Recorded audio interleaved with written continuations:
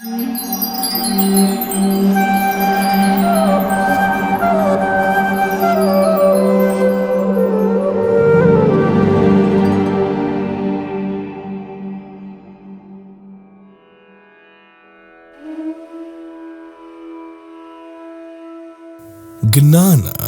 theoretical knowledge, becomes Vijnana, realized knowledge when put into practice, or else it is useless.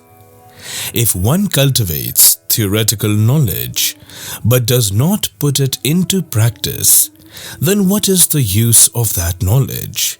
Krishna spoke the Bhagavad Gita to Arjun, who himself was a family man, in order to show the world that this timeless message is meant not only for renunciates but also for householders with family and social responsibilities, who have an occupation and are bewildered about proper execution of their duty, while pursuing the ultimate goal of life, self-realization. Srila Prabhupada brought that same message to all of us in the unbroken chain of disciplic succession. To understand the Bhagavad Gita, Krishna advises us to approach a bona fide spiritual master who knows the truth. Tadvidhi pranipatena pariprashnena sevaya upayekshyanti te jnanam jnaninas tattvadarshinaha. Spiritual subject matter is not a subject of speculation or research. It can be understood only by submission and surrender to a bona fide authority. Arjun was confused about his duty, and he surrendered to Krishna and accepted him as his spiritual master, and his illusion was gone. What was available that day to Arjun is available to us today. There are many commentaries on the Bhagavad Gita available in the market which carry concoctions of the human mind, owing to which they putrefy the readers with enjoying mentality rather than purify them to become exalted, pure-hearted devotees. Some of the most prominent misconceptions are: Krishna is a mythological figure. He did not and does not actually exist. Krishna was a great man, but not the Supreme Personality of Godhead. Krishna was immoral. There are many gods.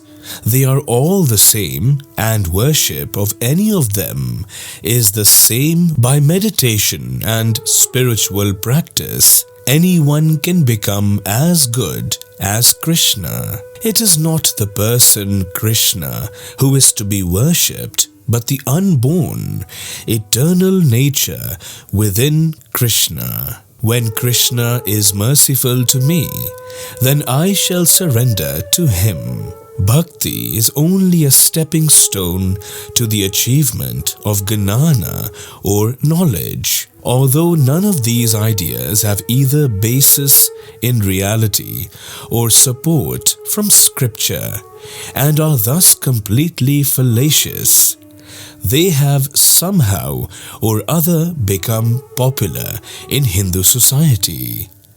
There are dozens of fancy-sounding erroneous theories like the above. These theories are propagated by envious people whose only business is to make a pompous display of being religious. They divert their followers away from the actual goal of religion, which is to surrender wholeheartedly to Krishna. Lord Krishna clearly mentions in the Bhagavad Gita that the qualification for hearing or understanding the Bhagavad Gita is Idante na tapaskaya na bhaktaya kadachana na cha sushrusha vachyam na cha mam yobhyasuyati.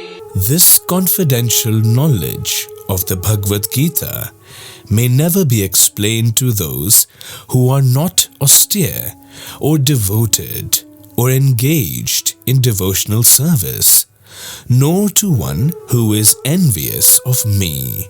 Although these commentaries are written by great politicians, scholars, logicians, academicians, and thinkers, and have found a place in prominent libraries in the world, still, they were only accumulating dust without anybody even referring to them.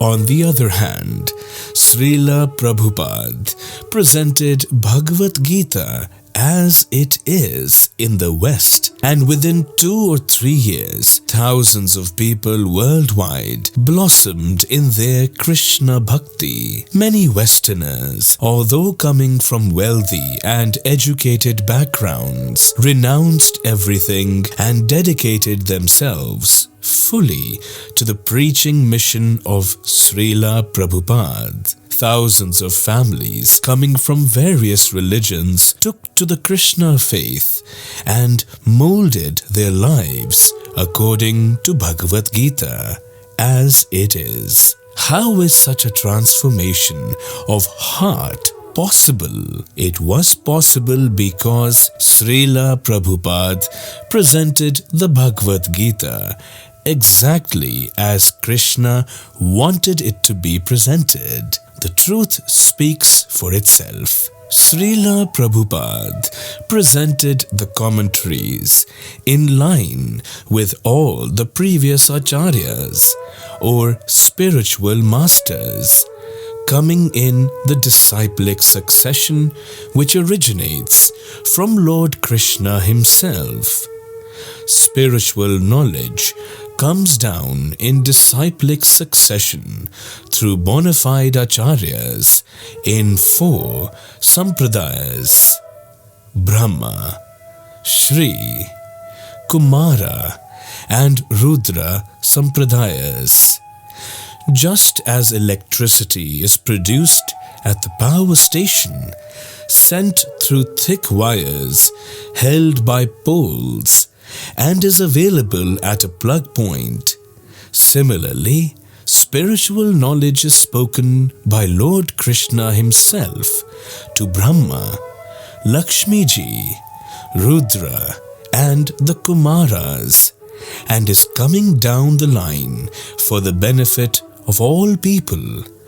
Only when we receive knowledge in Sampradaya, it is safe.